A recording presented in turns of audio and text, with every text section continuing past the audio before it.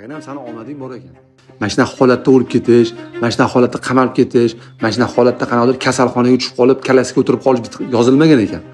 Buni qadaringda masjidda o'tirish davolash yozilgan ekan. Senga mushkul ko'rinayotgan ish aslida sen uchun yaxshi bo'lishi mumkin. Senga yaxshi ko'rinayotgan ish sen uchun aslida yomon bo'lishi mumkin. Buni sen bilmaysan, buni Alloh biladi. Lekin to'g'ri xulosa bilan, to'g'ri xatti-harakatlar bilan o'tish kerak bu jarayondan. Bu yerda o'rgangan hamma yaxshi odatlarni ko'chirish beradi. Disiplinani juda chiroyli tarzda to'g'irlab olasan. Xarakterlaringda o'zgarish bo'ladi ekan. Mishleningda o'zi katta o'zgarishlar paydo bo'lgan bo'ladi inshaalloh. Tabiiyki o'zi avtomatik sotsial sferangda katta o'zanda o'zi yutuqlar paydo bo'ladi.